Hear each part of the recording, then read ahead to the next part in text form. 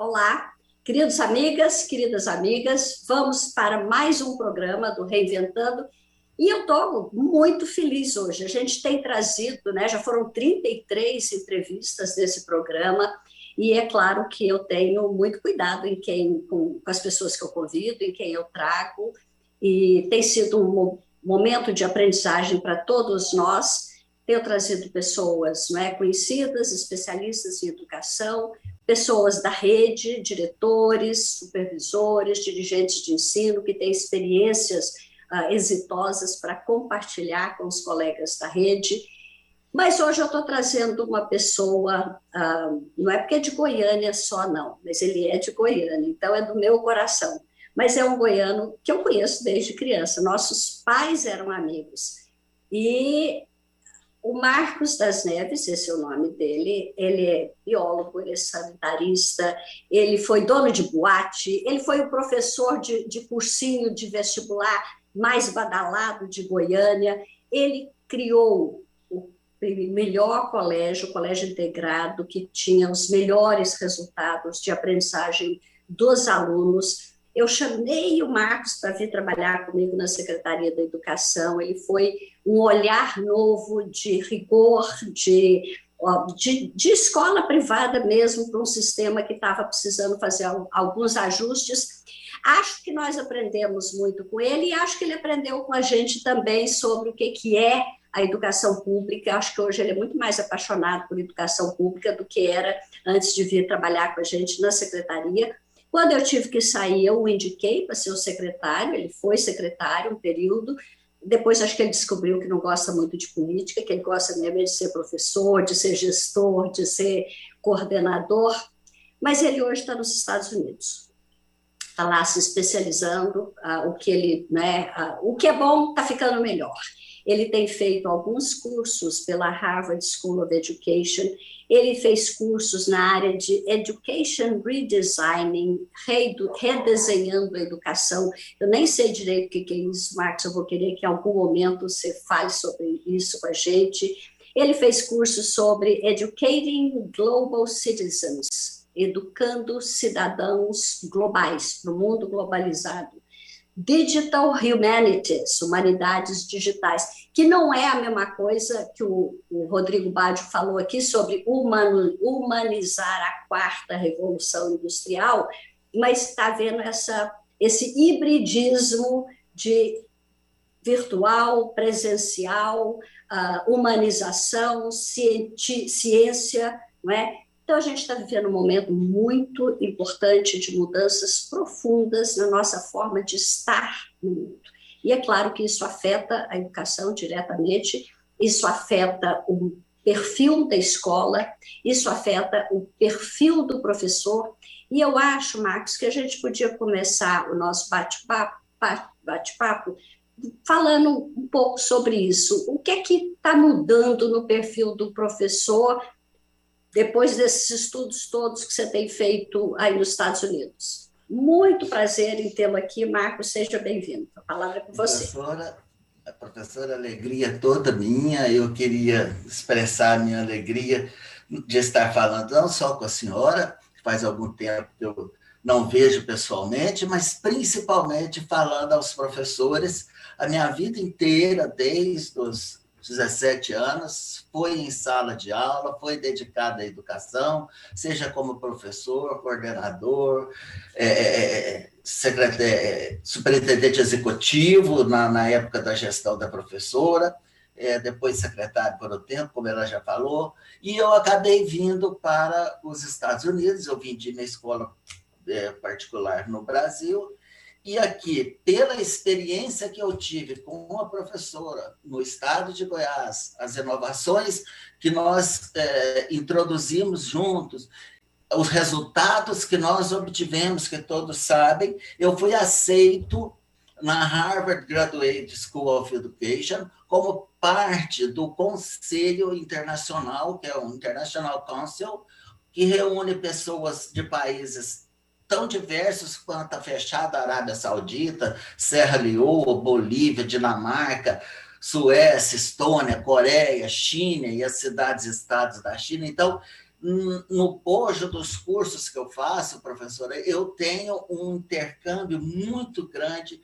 com gestores e líderes educacionais de todos esses países, e o que nós estamos vendo é uma confluência de ideais, uma confluência de ideias que vai permitir, e isso me deixa particularmente muito feliz, vai permitir, fazendo aqui uma analogia, que o Brasil salte, que sempre eu penso no Brasil e sempre na educação pública, professora. A senhora falou que eu penso mais na educação pública, não, eu penso só na educação pública.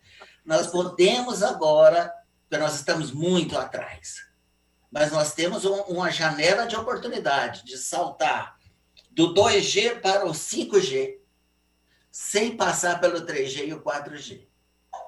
Então, nós temos a oportunidade, através da tecnologia que está cada vez mais complexa e abrangente, mas, ironicamente, mais prática e operável, nós podemos passar de um ponto ao outro, eliminando algumas etapas sem perda de qualidade. O que eu estou falando, basicamente, é sobre a aula invertida, que nós chamamos aqui Flipped Classroom ou Blended Learning. Essa aula invertida permite que o aluno estude em casa, aprenda em casa.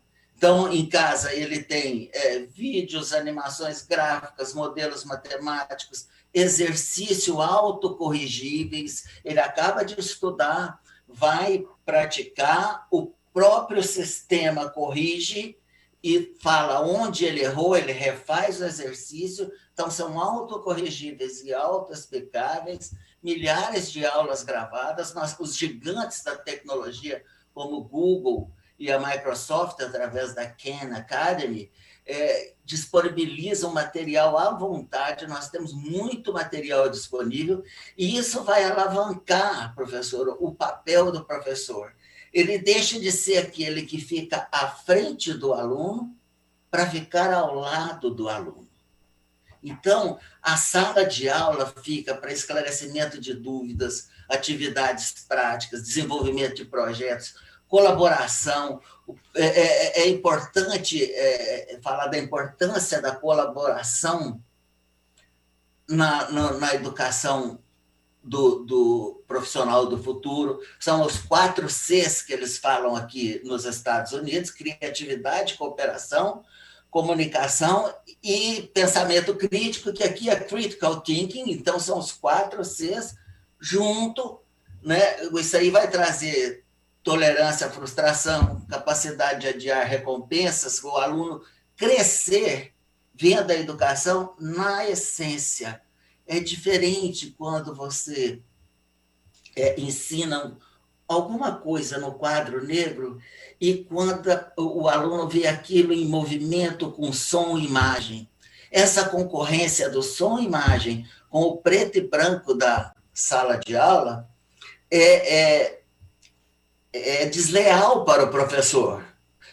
O professor tem que migrar o que ele faz em sala de aula para a tela e ele se transformar num ator muito mais importante, como tutor, como coach, né, como mediador do aluno.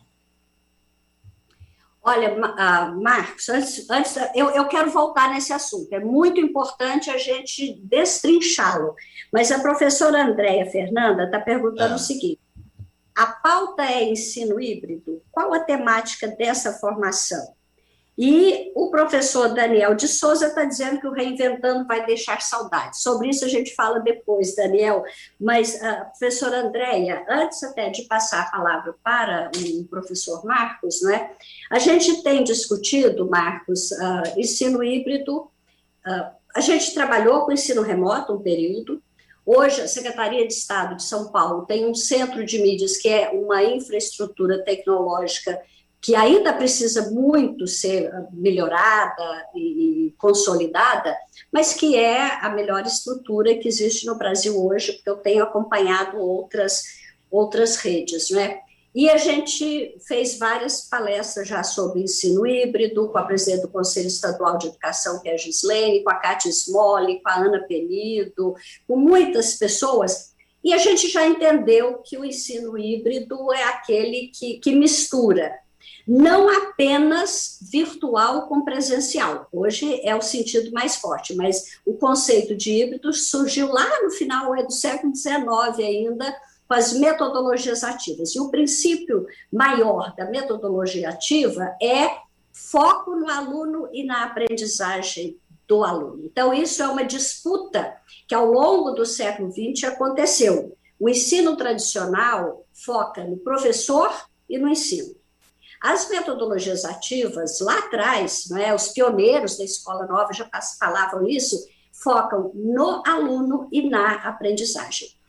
O século XX, houve uma disputa de qual desses métodos, metodologia seria hegemônica, e a dificuldade inerente aos princípios da metodologia ativa, que é a personalização do ensino, respeito a ritmos de aprendizagem diferente, caminhava devagarzinho.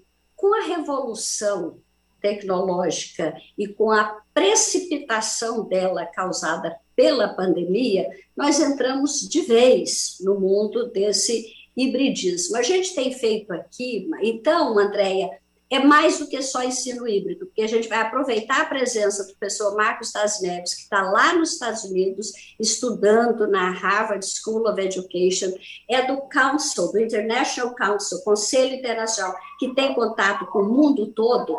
A gente tem feito isso que você está falando da aula invertida, mas ainda muito no início, a gente não conta com os algoritmos da correção automática.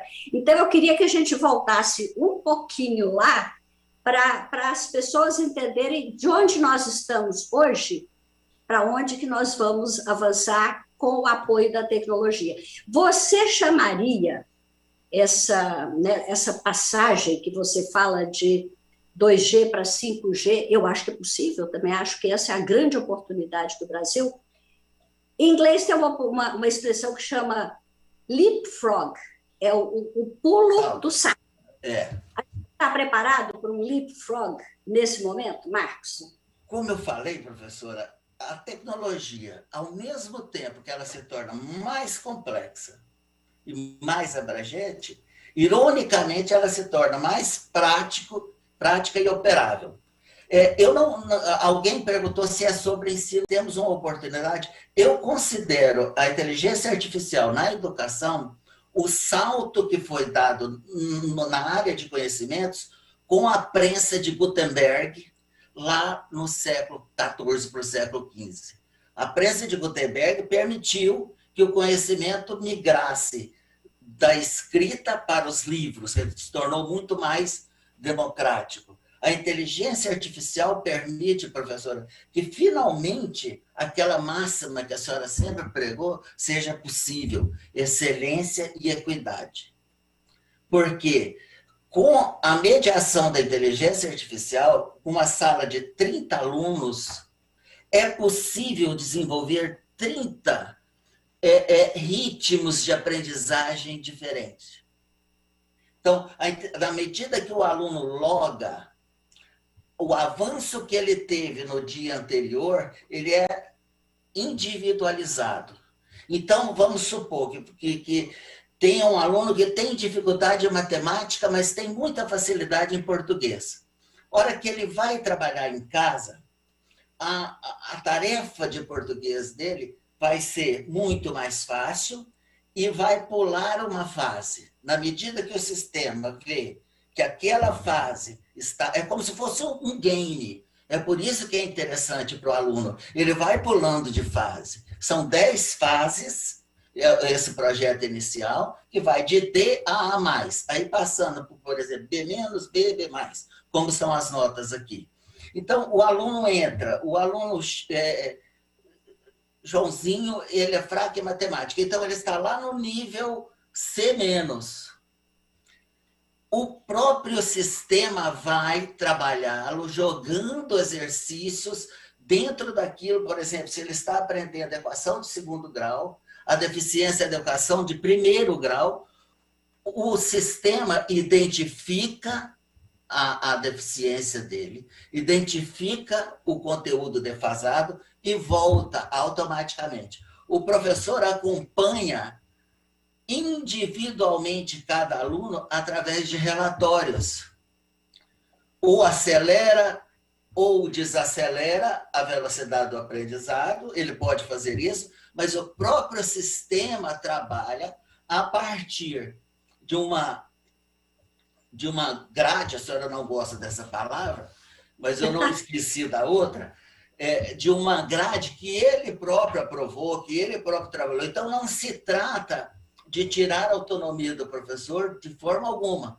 Se trata de facilitar. É como se o professor estivesse ao lado de cada aluno individualmente durante o trabalho em casa, via inteligência artificial, e depois com relatórios completos de todos os conteúdos, trabalhar com ele em sala de aula, também há uma ou outra deficiência, um projeto onde ele possa participar e se sentir feliz, ativo, produtivo, dentro do nível que ele está, e se ele tiver resiliência e vontade, ele evolui sozinho, ele independe do professor. A inteligência artificial permite que ele evolua sozinho. Então, é muito mais do que aula híbrida. Por exemplo, na medida que ele elabora uma resposta com texto, obviamente através do teclado, depois falo de escrita, se for o caso, o sistema identifica até problema de português. E vai lá e joga dentro de todo o complexo de educação que esse aluno tem que ter como um todo, em todas as disciplinas. Então, é muito mais que o ensino híbrido, é um ensino individualizado. Que é o princípio da metodologia ativa, desde o final do século XIX. Mas olha a facilidade para o professor, porque... Exatamente, tanto que ficou do século XIX até agora e não foi implementado, não virou hegemônico, pela dificuldade inerente a esse tipo de trabalho, e que agora a tecnologia muda completamente essa forma, né? Olha, o professor Daniel está dizendo que as metodologias ativas são importantíssimas, tanto no ensino remoto quanto no híbrido. Ele concorda com o professor Marcos. O professor Manuel está cumprimentando a todos nós, do Centro de Mídia, da Escola Estadual Silvia Gama Balabem. Estamos presentes no Reinventando da professora Raquel. A professora Cristina, né, Raquel Cristina, está falando da educação no século XXI é tecnológica. O Daniel concorda que Gutenberg praticamente criou a imprensa com uma prensa de impressão. A professora Olga Maria está dizendo que gosta muito desses encontros, e a Ana Lúcia está dizendo que ama esse assunto, está estudando na USP de São Carlos, me reinventando. Muitos comentários aqui, mas eu queria voltar para aquilo que você falou, que foi fantástico, Marcos. Agora, vamos trazer para uma situação real de sala de aula. A gente está falando com professores que estão em processo de mudança, fascinados pelo que a tecnologia pode oferecer, mas às vezes sentindo ainda dificuldades. Qual vai ser meu papel mesmo como professor? Ou então, é fácil falar em buscar excelência e equidade, mas a gente vai ter turmas voltando da pandemia, praticamente multisseriadas na mesma classe, a mesma sexta série que parou na pandemia, volta com aprendizagens muito diferentes do Paulo, da Maria, do Joaquim, que depende das facilidades de acesso que ele teve, do apoio da família, depende até de ter um espaço na casa para ele ter silêncio e estudar. Então, a gente lida com tudo isso, mas concordo com você que a tecnologia, esse salto que a gente pode dar, é a nossa chance de pular, de queimar etapas. Mas exatamente. Você tem um filho, que é o Pedro, que é um amor de garoto, que está estudando aí. como é que é uma aula dele? Pega uma aula típica dele para a gente ilustrar para os professores da rede de São Paulo. Ele já está trabalhando assim? Ou isso você está estudando em Harvard, mas nem ele está fazendo ainda? Por exemplo, história. Né? Como ele teve problemas de asma durante toda a infância dele, hoje ele tem 16, continua ainda com a bombinha, mas muito pouco. Então, nós optamos por ficar 100% online com ele. Então, outro dia, eu estava vendo um filme no Netflix, o grande companheiro nosso na quarentena é o Netflix e outros, né? E ele falou, pai, vamos ver o filme Mud, que é Lama, né? Que é um filme que tem no Netflix até relativamente novo. Eu não sei como que é a tradução dele para português, do nome. Aí muda o nome às vezes. Mas é sobre uma família de negros, logo após o término da escravidão aqui nos Estados Unidos, em Louisiana, mostrando que mesmo terminada a escravidão, legalmente, eles continuaram reféns, e isso é óbvio, né? Da situação e do racismo, continuaram, não importa se eram escravos ou não. Falei, mas, Pedro, por que você quer ver esse filme? Não, porque eu estou estudando história dos Estados Unidos e o professor recomendou esse filme, esse. Então, é muito interessante a maneira como eles trabalham aqui. Agora, não é ainda, na escola do Pedro, mediada pela inteligência artificial. Ainda é o híbrido que nós conhecemos. O professor controla, tem as avaliações são online, são muito bem feitas, mas ainda não é individualizado. O professor ainda tem que ter aquele trabalho manual de acompanhar aluno por aluno. Né? Uhum. Obviamente que, quando for mediado pela inteligência artificial, o professor vai continuar acompanhando aluno por aluno. Só que ele vai ter nas mãos relatórios e não mais provas para corrigir.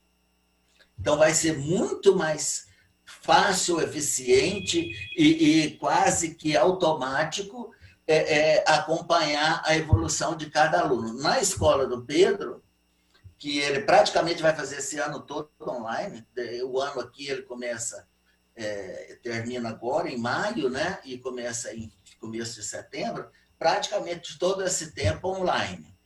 Agora, para o próximo ano letivo, que começa em agosto, final de agosto do ano que vem, agora desse ano, já vai ser presencial, porque a vacina aqui está andando muito rápido. Mas é o híbrido, mas ainda não mediado pela inteligência artificial, que eu acho que é o leapfrog que a senhora falou, que é o salto, o pulo do gato. Agora, eu ia perguntar exatamente, se ele estivesse fazendo presencial, como é que funcionava você estudar em casa antes, estudar a escravidão, e que tipo de atividade acontecia presencialmente, não é? Que tipo de projeto podia ser montado, formulado de trabalho conjunto com os colegas. Agora, é claro, isso fica na imaginação, eu tenho certeza que os professores... Mas eu posso responder. Hã? Eu posso responder, porque ele tem um grupo de trabalho mesmo online. Então, o trabalho em cima desse conteúdo em especial foi de montar uma cooperativa de produtores negros para fazer frente aos intermediários brancos que pegavam o produto do negro no campo, pagando um preço muito baixo, e revendia na cidade, pagando, com um lucro muito grande. Então, o trabalho era interferir nesse processo, criando uma cooperativa de produtores negros daquela determinada região. Então, os alunos foram primeiro estudar o que é uma cooperativa. Como que se estabelece uma cooperativa? Eles tiveram que estudar, por exemplo, questão financeira, de como financiaria isso, a questão da gestão. Então, o projeto que eles fazem é um projeto que, na prática, poderia funcionar perfeitamente. E isso envolve o aluno muito mais.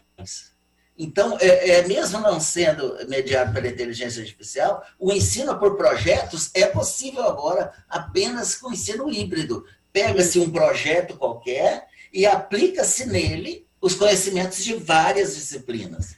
Exato. Essa interdisciplinaridade também fica muito facilitada hoje com a reforma do ensino médio, com a BNCC, com as tecnologias, porque desde sempre a gente falava em interdisciplinaridade naquele ensino tradicional, né, Marcos? E a gente não ia fazer, a gente não sabia, de fato, fazer essa interdisciplinaridade. Esse projeto que você está me contando do Pedro, ele mistura história com argumentação, porque com certeza no grupo ele tem que saber argumentar para convencer os colegas do que fazer, de montar uma cooperativa, de pesquisa de atrás de uma cooperativa e de empreendedorismo, porque você tem toda a ação empreendedora, inclusive dos desdobramentos. Essa é a riqueza da escola hoje, porque esse é o mundo que os nossos alunos e os nossos jovens vão encontrar lá fora. Entendeu? Então, esse é o nosso papel como educadores, criar as condições e as circunstâncias que permitam aos nossos jovens se prepararem para a vida que eles vão ter, né, lá na frente.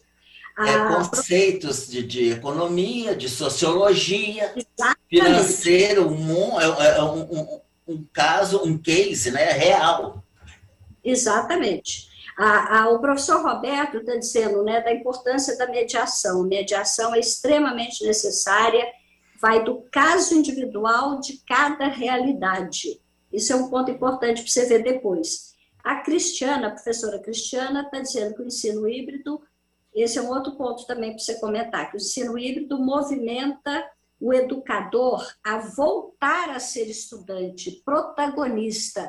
E isso, ou seja, desmistifica aquela figura assimétrica do professor lá em cima, detentor do conhecimento, e o aluno lá embaixo, ignorante de tudo, né? O professor volta a ter que estudar. Eu queria que você comentasse um pouquinho essas duas observações, da professora Cristiane e do professor Roberto. Ok.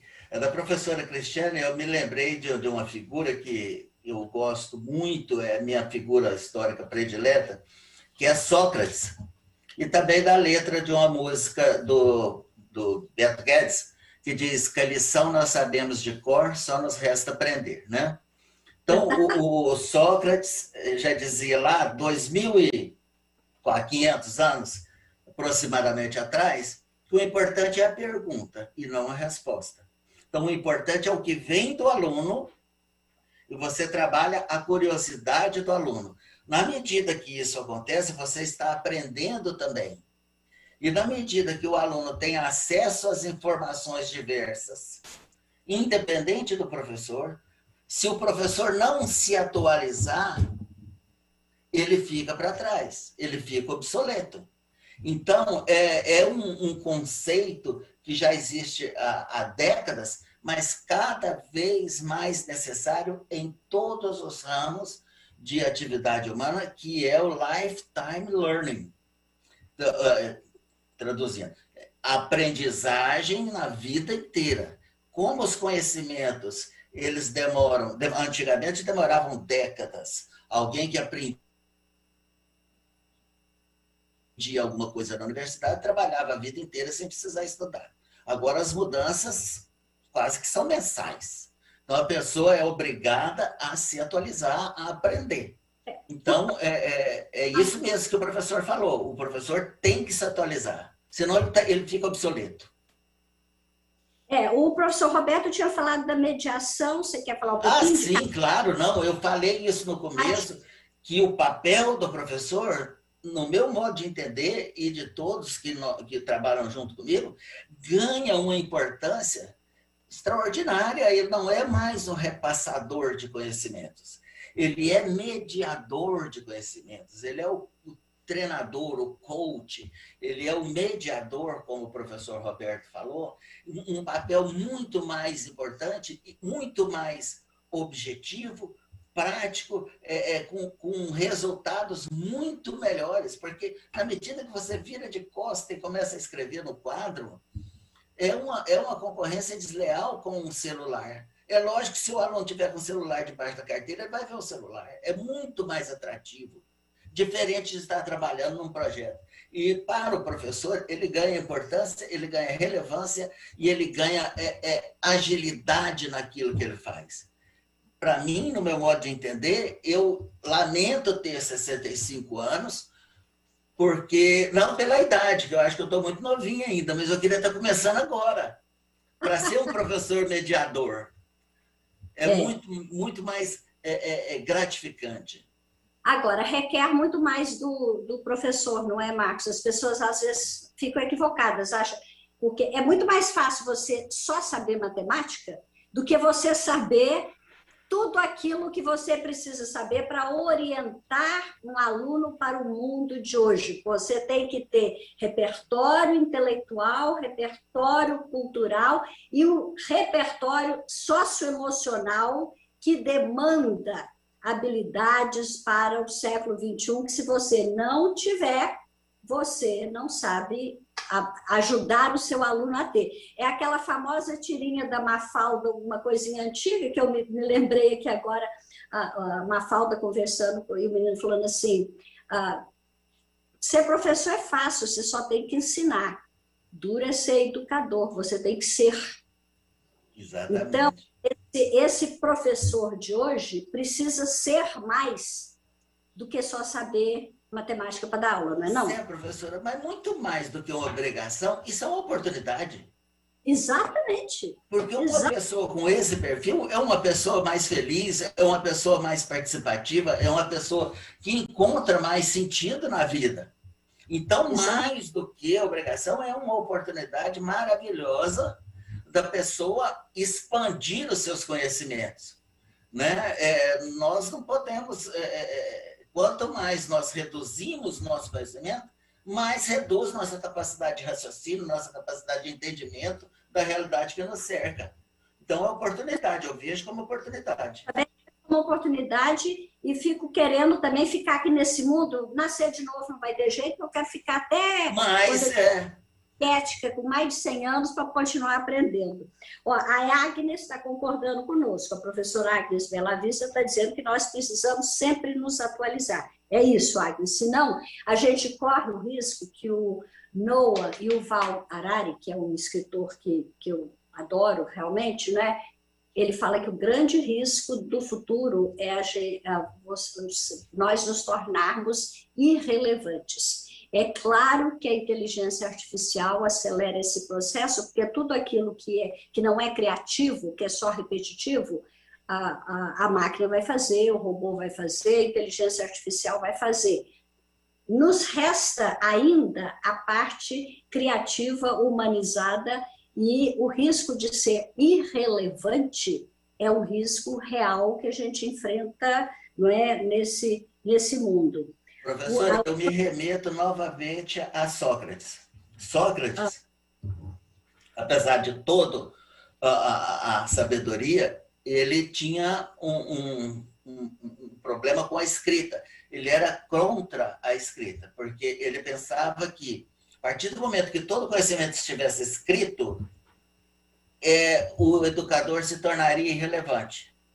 Não fosse Platão, nós não conheceríamos Sócrates, porque Platão escreveu tudo que ele falava. Né? Então, o mesmo engano que Sócrates cometeu 2.500 anos atrás é esse de achar que o professor vai se tornar irrelevante por causa de uma ferramenta tão maravilhosa quanto a inteligência artificial. Continua sendo uma ferramenta. Se não tiver a mão com o talento para manipulá-la, não vai dar em nada. É uma ferramenta.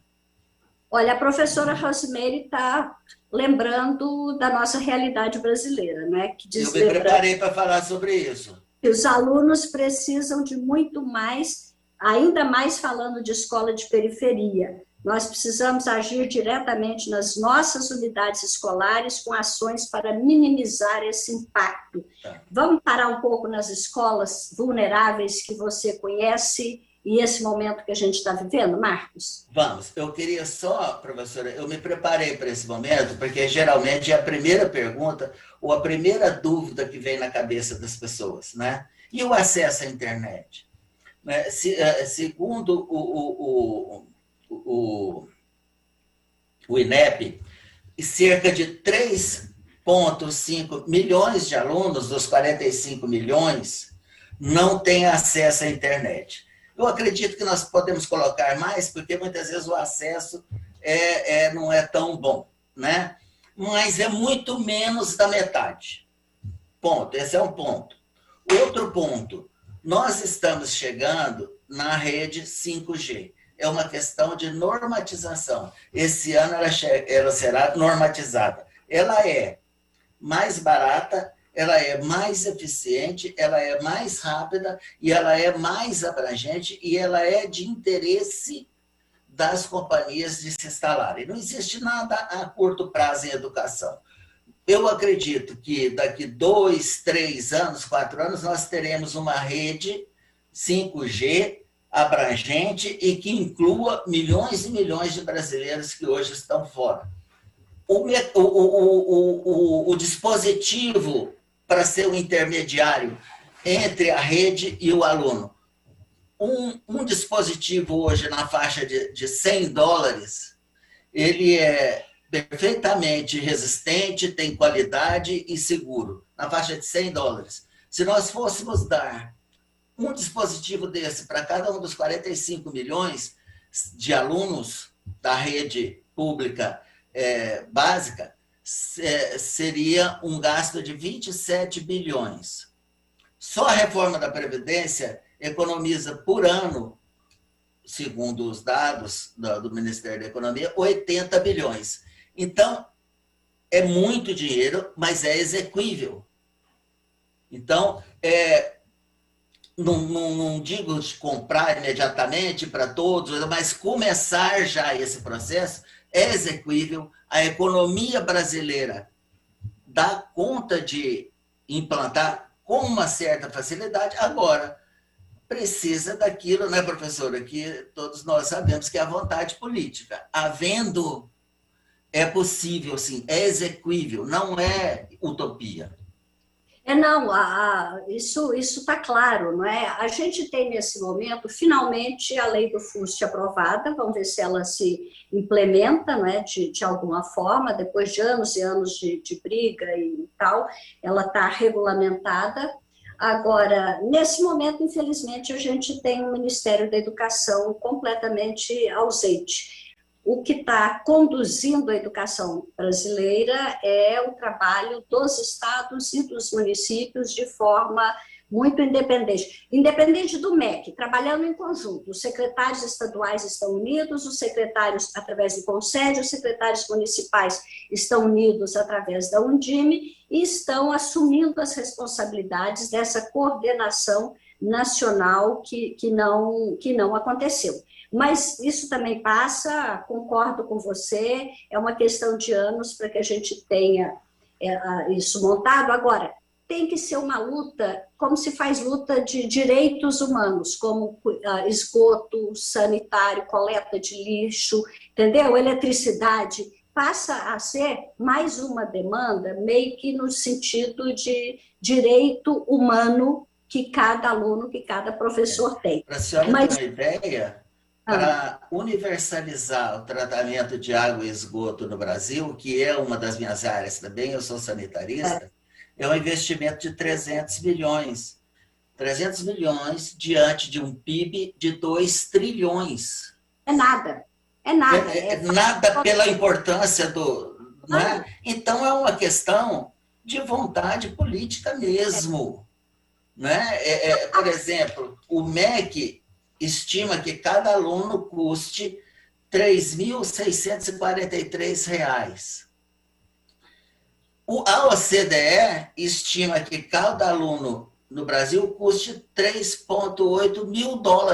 É uma diferença de mais de R$15 mil. É óbvio que essa diferença está onde o dinheiro é arrecadado e onde o dinheiro é gasto. Nesse meio aí, há uma perda de mais de 75%. Ou seja, a própria pandemia que nós estamos vivendo, não é? Mais uma vez, lembrando o Harari, a ciência respondeu rapidamente, temos vacina. Por que tem tanta morte? Mas decisões políticas, decisões políticas equivocadas. Aliás, eu quero aproveitar, assim, para, através da senhora, parabenizar a ação do Dória, do governador João Dória. Não fosse ele, a minha mãe de 94 anos não estaria vacinada hoje. Exatamente. Agora, as decisões políticas equivocadas, infelizmente, fazem parte da história do Brasil. O mundo é feito de escolhas e, infelizmente, a gente tem feito algumas más escolhas no Brasil. Mas aí a gente está fugindo do assunto. Eu quero trazer duas perguntas que estão aqui, do professor Luiz Bueno, falando da escola de tempo integral, que aqui em São Paulo chama PEI, que é uma realidade que você conhece bem lá de Goiás. Ele está lembrando que no PEI, na Escola de Tempo Integral, nós temos hora de estudo para nos apropriarmos de tudo que precisamos. O professor João está dizendo que nem só o professor e nem só o aluno, ainda naquela coisa do aluno, do professor virar protagonista e ter que estudar de novo, né? Nem só o professor e nem só o aluno. Existe um terceiro caminho, que é professor-aluno, com hífen aí. É o lifetime learning, né? Exato. E o professor Edivaldo está perguntando o seguinte: será que a inteligência artificial pode um dia substituir o professor, o papel do professor? Não, porque o contato humano é fundamental em todas as circunstâncias.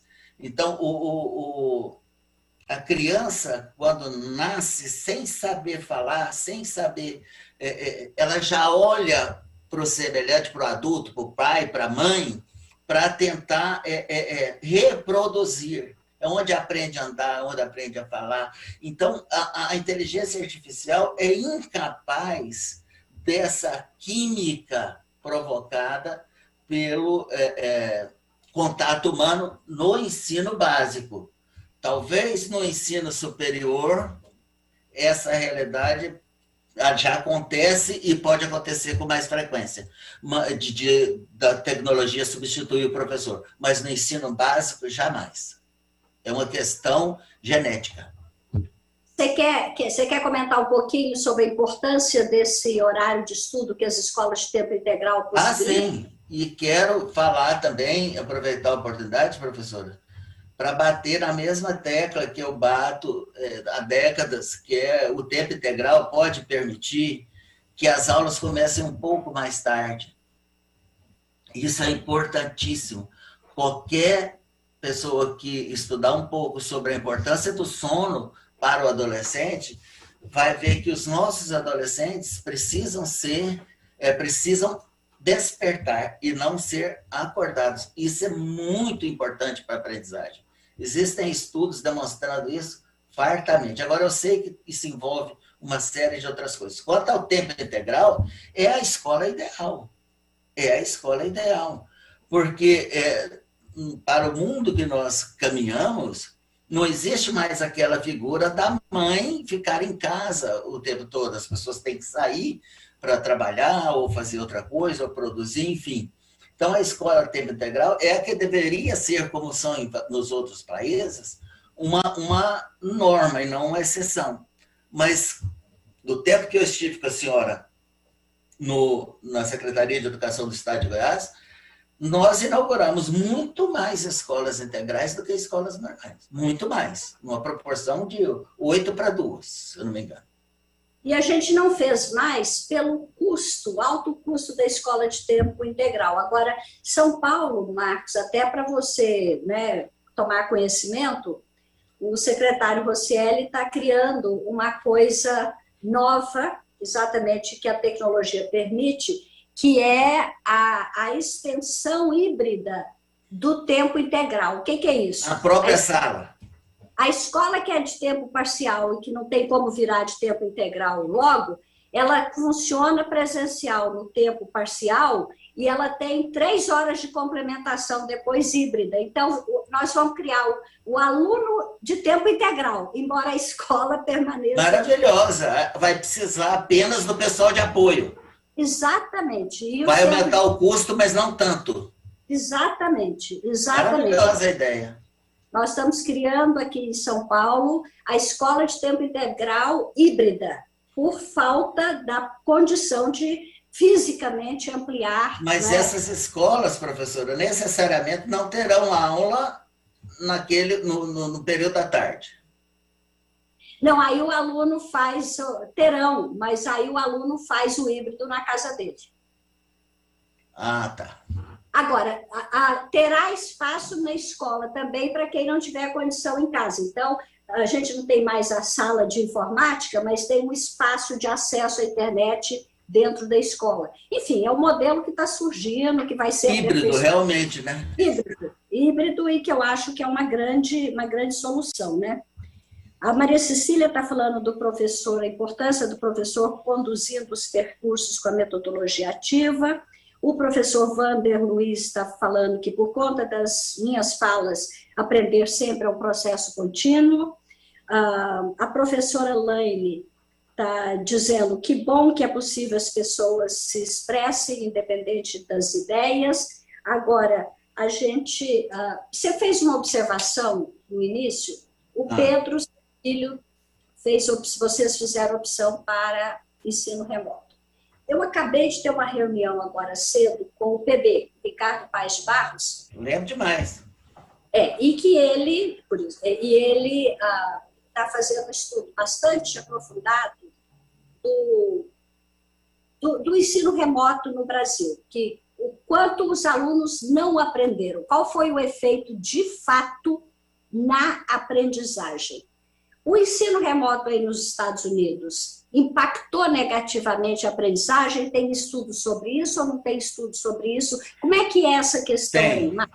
Tem estudo e, obviamente, que houve uma queda considerável na aprendizagem, até porque o material online, na sua maioria, teve que ser produzido às pressas.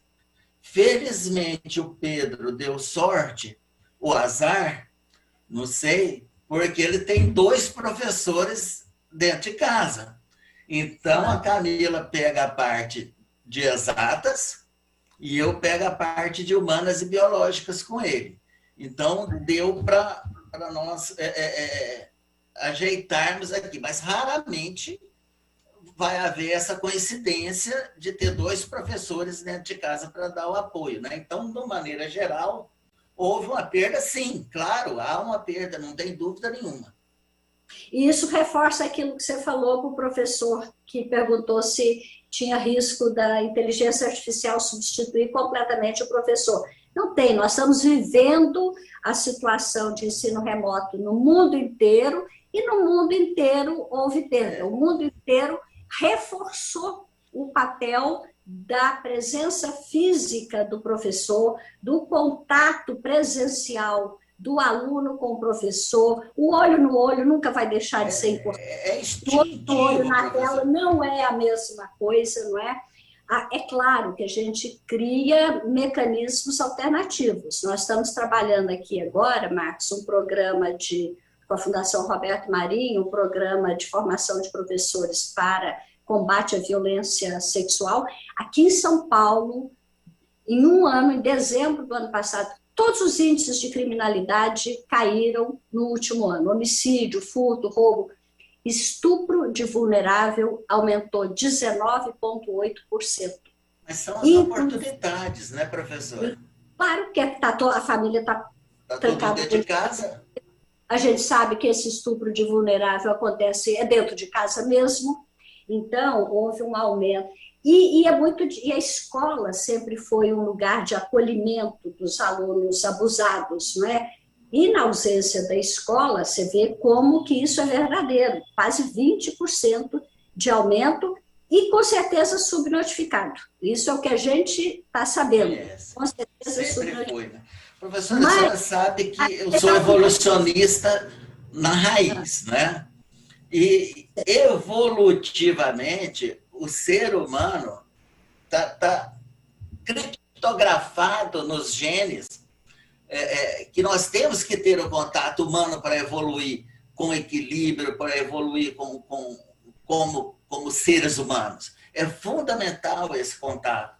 Então, o professor, respondendo novamente o professor, não há como o professor se tornar dispensável no ensino básico. Não vejo a menor condição. É fundamental. Ele pode se tornar, talvez,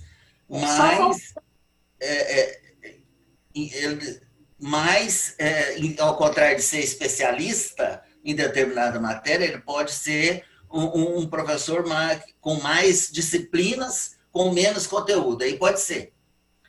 Por exemplo, um professor unicamente de geografia, ele teria mais espaço nesse tipo de educação se ele fosse, ao mesmo tempo, professor de geografia e história. Né? Então, facilita nesse aspecto. Mas isso, como eu disse, professor, não é a curto prazo. Isso vem com o tempo. Vem na própria formação. Quando a gente fala que o programa é de 1 hora, a gente pensa que é muito tempo, mas, na verdade, a gente já está acabando. Eu já vou até pedir para... Pois é, eu falei, é sempre um bate-papo gostoso.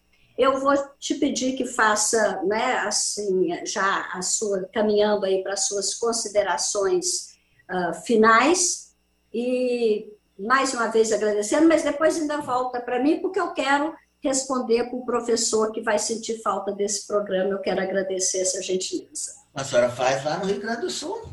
Pois é. Qual o problema? Né? Bom, gente, eu, de certa forma, eu vou sair um pouco frustrado, professora, porque eu não sei de onde eu tirei que eu ia ver os professores.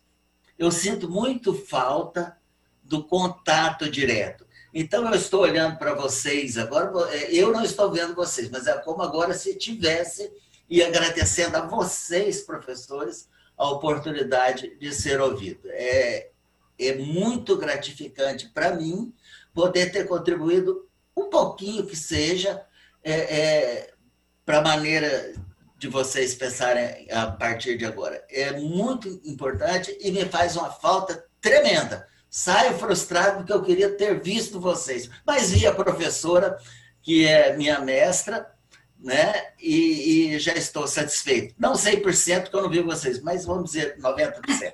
Muito obrigado. Deus abençoe. Que Deus abençoe o nosso país. Eu ando muito preocupado com tudo que está acontecendo, mas na hora de falar isso, e tomara que Deus abençoe essa nação que está precisando, professora. Não é hora, talvez você esteja dizendo que não é hora, mas sempre é hora. Falar do Brasil sempre é hora, Marcos, até porque cada um dos professores que nos acompanha, eu também sinto uma falta enorme de não ver. Aliás, você me conhece, eu não gosto só de ver, não, eu gosto de abraçar e beijar, você sabe disso. Eu sinto falta de abraçar e beijar todo mundo. Então, não, agora não tem jeito, né, professor? Agora não tem jeito, é uma frustração permanente. Mas eu sinto essa falta, mas felizmente a gente tem a tecnologia nos permitindo chegar de alguma forma. Pode ter certeza que a sua contribuição foi enorme, como eu disse no começo, não é? Fico muito feliz que tenha sido com você, não foi planejado, mas agora eu me dirijo aos professores de São Paulo, não é? Nada do que eu vou dizer foi planejado. Aliás, eu sou uma péssima professora para falar de planejamento de vida, porque nada que eu fiz na vida foi planejado, as coisas foram acontecendo. Eu perdi a campanha para ser reitora da UFG, virei secretária de educação, eu saí, porque eu fui secretária, eu virei deputada, porque eu fui deputada, eu virei secretária. Enfim, as oportunidades vão caindo no meu colo à medida que eu vou caminhando. E houve uma decisão muito, né, assim, não prevista, não programada, mas eu aceitei o convite do governador Eduardo Leite para ser secretária de Educação do Rio Grande do Sul. Eu já estarei embarcando para Porto Alegre na próxima semana, foi uma coisa muito rápida, estou me desligando, terminando relatórios de EFAP, deixando toda a prestação de contas. A EFAP está com um site novo, entrem lá, deve ter talvez a gravação da minha conversa com a equipe ontem, né, explicando as razões e os motivos, e fazendo uma síntese das mudanças conceituais importantes que a gente introduziu aqui sobre o conceito de desenvolvimento profissional, a importância dos ATPCs estruturados como eles estão esse ano, a importância das trilhas formativas partindo desse conceito novo de desenvolvimento profissional. Tudo isso está no repositório lá da EFAP, acessem, usem, né, quanto quiserem dessas informações. Esses programas todos do Reinventando também, vocês sabem, ficam à disposição. Muitos deles, eu diria que quase todos, valem a pena ser vistos ou revistos, mas é o último Reinventando que eu faço.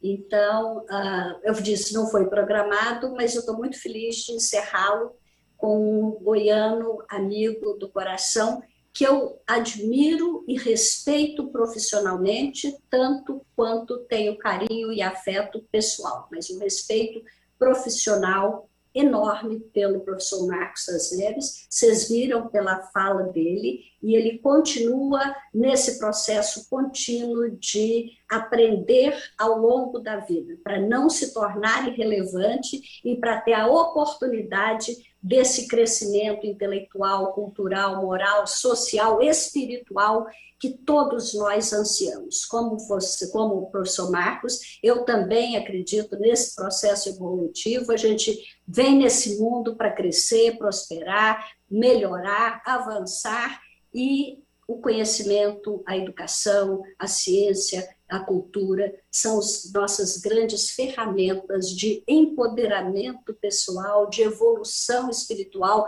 em todos os sentidos. Eu agradeço do fundo do coração a cada um e a cada uma de vocês que nos acompanharam assiduamente, não é, nesses 33 programas que fizemos. Agradeço de coração a toda a equipe de produção do Centro de Mídias pela dedicação, pelo carinho, pelo cuidado. Você viu que vinheta linda que fizeram para mim, Marcos? Então, agradeço de coração a toda a competência técnica da equipe de produção do Reinventando, e quem sabe um dia a gente retoma, né? Um beijo no coração de cada um, de cada uma, e que Deus me abençoe lá no Rio Grande do Sul, né? Vai abençoar. Pelos alunos e professores de lá. Obrigada, gente, do coração.